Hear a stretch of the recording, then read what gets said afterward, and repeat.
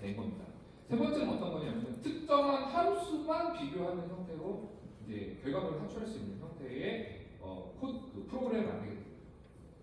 제가 왜 이렇게 만드냐면은 실제 이제 저희가 시험답에서 하다 보면은 전체 바이너가 바꾸는 케이스는 극히 드뭅니다.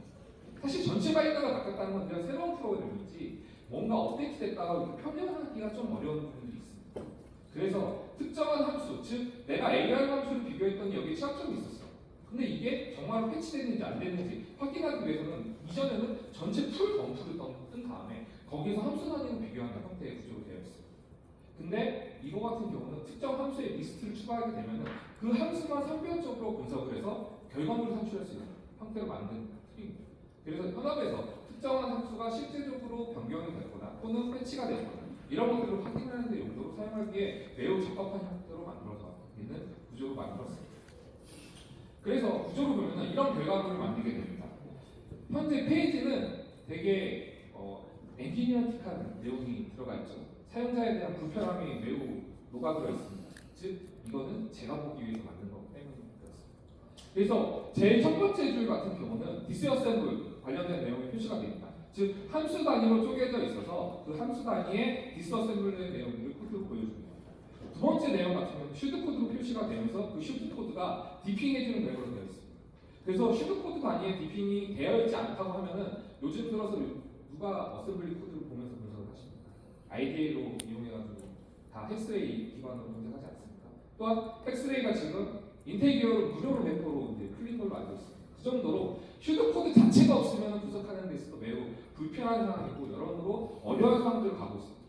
그래서 저도 마찬가지로 그거에 편승하기 위해서 슈드 코드까지 제공하게 됩니다.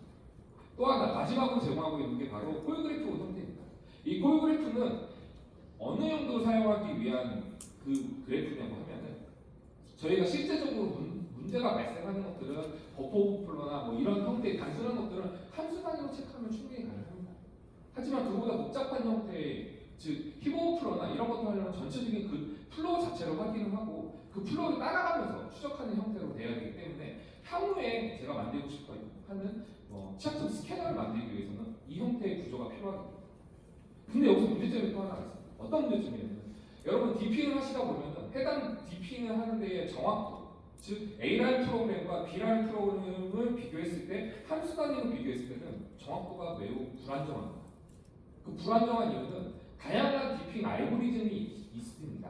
그 다양한 알고리즘은 각각의 특징에 따라서 특성에 따라서 어떨 때는 이 알고리즘을 쓰는 게 효과적이고 어떨 때는 이 알고리즘을 쓰는 게 효과적입니다. 그런 거를 계속 비교하다 보니까 이건 답이 안 나오는 상황입니다. 왜냐하면 앞단에서 내가 이 알고리즘을 써야 되는지 안 되는지에 대한 판단을 해줘야 돼요. 그러면 사용자가 있을 때 그걸 판단하는 걸 매번 하는 게 차라리 분석하고 끝내는 게 더 빠르죠. 그래서 이거를 조금 더 효율적으로 하기 위해서 LLM을 붙이게 됩니다. LLM을 단순하게 붙이게 되니까 어떤 효과가 발생하냐면 이런 형태로 나옵니다. 즉 60% 또는 40%, 50%에 해당되었던 내용들이 90% 이상으로 표현해서 올라가게 됩니다. 정말로 저는 다시 한번 놀라겠습니다. 이 정도로 LLM을 활용해서 저희가 툴을 융합을 했을 때 되게 효과적인 결과물이 나올 수 있구나. 또한 이 효과적인 방법은 되게 어렵지도 않습니다. 또한 비용적인 측면에서도 그렇게 많이 들지 않습니다. 다만 이걸 지속적으로 사용한다고 했을 때는 그 LLM을 할 수 있는 하드웨어적인 환경이 좀 필요하긴 하지만 그렇지 않고 단발적으로 쓴다고 하면은 저희가 그 챗GPT에 들어가면 API로 제공하는 게 있습니다. 그거 한 10,000원만 결제하면은 충분히 1년 동안 쓰고도 남은 형태의 내용들이 됩니다. 다만 이게 매번 즉 버그 바운트를 한다고 하시면은 이걸 쓰면 안 됩니다. API를 쓰면 안 됩니다. 왜냐면 가성비가 안 나옵니다. 근데 그냥 단순하게 내가 하나의 프로젝트를 하려고 하는데 그거 한번 써볼까를 했을 때는 API 이용해서 작업하면 엄청난 효과를 얻을 수 있으실 거예요. 특히나 논문 쓰시는 분들 적극 추천합니다. 그래서 이런 형태로 하다 보니까 제가 고민했던 것들이 하나둘씩 해결이 됐습니다.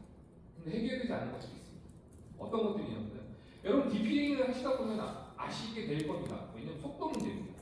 이게 바이너리로 비교를 하다 보면 바이너리 안에 있는 함수의 리스트의 양에 따라서 얘가 천차만별적으로 틀려지게 됩니다. 어떤 거는 5분 안에 끝나고 어떤 거는 30분 걸려요. 뭐 이런 것들 때문에 너무 어렵고 혼란스럽고 지금도 계속 틀린 작업을 진행하는데 거기에 추가적으로 나왔던 게 이제 나다이어2에서 그 파생되어 있는 미진이라는 플랫폼이 또 있습니다. 그 미진이 조금 효과적으로, 효율적으로 되게 최적화되어 있는 플랫폼입니다.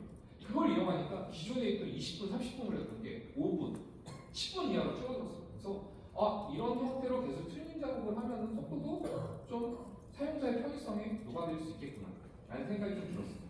또 하나의 문제점은 아까도 보셨겠지만은 가독성, 가식성 관련된 부분입니다. 저는 UI의 잼배입니다. UI UX의 잼배입니다. 그래서 혼자 만들다 보니까 저는 만족스럽습니다. 하지만 다른 사람이 쓰기에는 매우 불만족스럽습니다.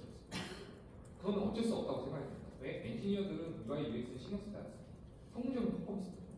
그러다 보니까 그런 부분의 한계점이 매우 명확하게 있습니다. 그래서 이거를 좀 협업하고 개발할 수 있는 방법에 대해서 계속 고민하면서 저는 해결할 수 없다라는 생각이 더더욱더 들게 됩니다. 또 하나의 문제는 LLM 관련된 부분입니다. 이건 LLM은 어쩔 수 없는 부분이 비용과 직결되는 부분이기 때문에 그렇습니다.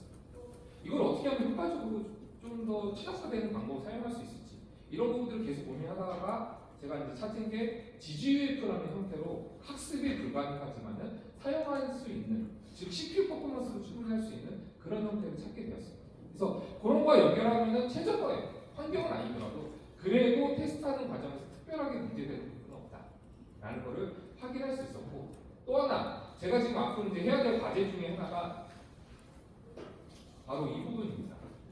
지금 현재 내용이 구축되는 것들은 사실상 그냥 일반적으로 사용할 수 있을 때는 누구나 사용할 수 있고 누구나 구축할 수 있고, 또 하나 아이디어적인 부분이 포함되어 있는 부분입니다. 하지만 궁극적으로 해야 될 거는 기존에 있던 취약점들이 다른 형태의 함수 내에서 사용되거나 또는 동일한 형태의 취약점이 내포되어 있는 것들을 어떻게 찾아야 될지, 이런 부분에 대해서 지금 현재 가장 고민이 많이 하고 있는 부분 중 하나입니다. 그래서 취약점 관련된 AI를 붙여서 테스트를 해봤는데 이미 좀 의미 있는 성과는 내고는 있지만 그렇다고 해서 100%로 이게 취약점을 찾을 수 있다라고 했을 때는 사실상 아직까지는 좀 한계가 좀 있고, 다양한 형태의 그 학습 데이터를 밀어넣어야 되는데 그렇게 되면 또 역시나 돈과 지켜야 돼요. GPU의 퍼포먼스가 어느 정도 좀 받침되어야 되기 때문에 그런 한계들이 계속해서 양돌리면서 혼자 테스트하거나 혼자 개발하는 데 있어서 좀 많이 어려움이 있고, 그 다음에 이걸 하실 때 유저매니저셔야 될 부분이다라는 거를 설명을 드리고 이상 제가 경험했던 내용들을 좀 공유를 마치도록 하려고 합니다. 추가적으로